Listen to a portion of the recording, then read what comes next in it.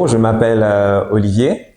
Je suis d'origine mauricienne, mais j'ai vécu en France pendant quelques années. J'ai fait mes études à l'université à Lyon.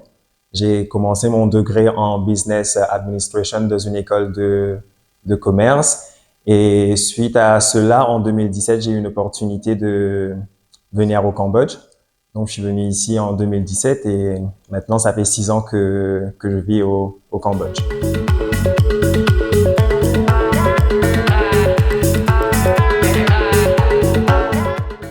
Alors, les amis avec lesquels je vivais en France, ils ont eu une opportunité professionnelle à Sihanoukville. C'était des villas sur la plage à Serendipity Beach à Sihanoukville. Donc, du coup, pour moi, c'était un peu une opportunité de découvrir l'Asie. Et je connais Angkor Wat, donc je voulais découvrir le pays d'Angkor Wat avec une culture hyper intéressante. Donc, je me suis dit, je suis encore jeune, why not bouger au Cambodge?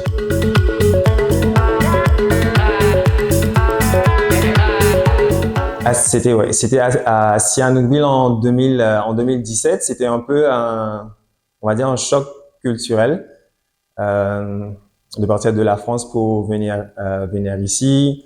Mes premières impressions, c'était déjà, fallait utiliser par exemple, utiliser le tuk-tuk. Je suis passé du métro à tuk-tuk tous les jours et c'était un peu difficile à l'époque, bien que je parle anglais. Les gens ne parlent pas forcément anglais partout. Et je trouvais que la langue mère, c'est un peu compliqué.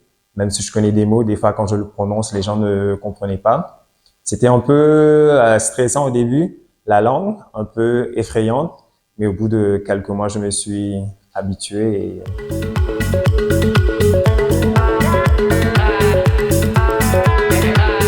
Alors, je suis influencer manager à Collective, qui est une boîte spécialisée dans le marketing d'influence. On gère plusieurs influenceurs au Cambodge, plusieurs influenceurs de plusieurs tiers, de plusieurs secteurs. Et on bosse avec des clients, avec des marques qui sont reconnues internationalement, aussi avec des marques cambodgiennes. Et ce qu'on fait, on propose des campagnes, aussi des stratégies pour les clients en se basant sur leurs objectifs, ce qu'ils ont envie d'accomplir. Et voilà, notre produit c'est vraiment basé sur stratégie et innovation, et aussi sur la data de ce qu'on a fait avant par rapport de ce qu'on a fait avant, et aussi basé sur les stratégies ou autres idées innovatrices qui n'ont pas été encore, on va dire, exploitées au Cambodge.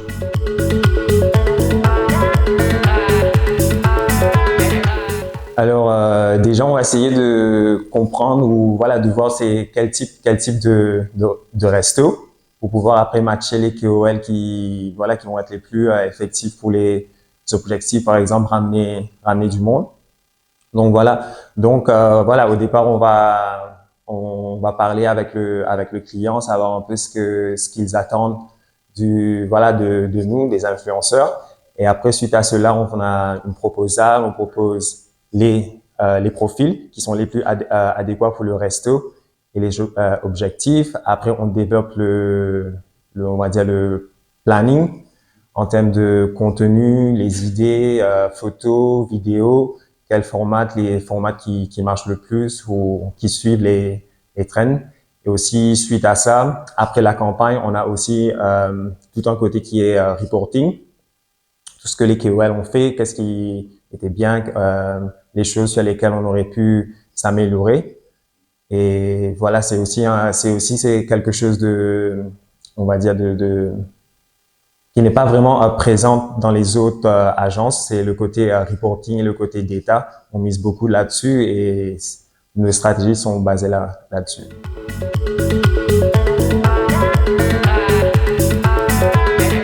En dehors du travail, je voyage un peu.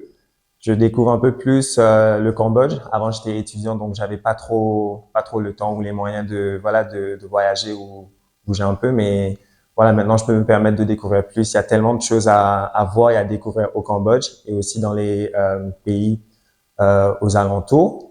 Et je suis aussi mannequin fashion runway, donc je fais du mannequinat à temps partiel.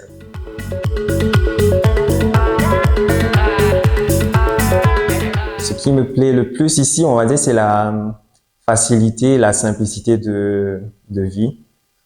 On dirait, tous les jours, c'est tout simple, les gens sont très amicaux et même dans des situations, on va dire, un peu difficiles ou compliquées, les gens, ils ont toujours le smile et c'est quelque chose que, voilà, que j'aime bien et voilà.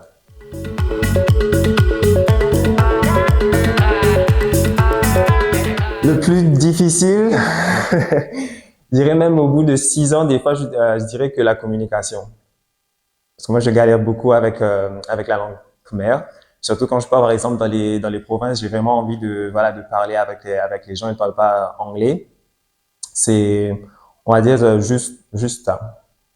Peut-être un peu aussi le trafic à Phnom Penh.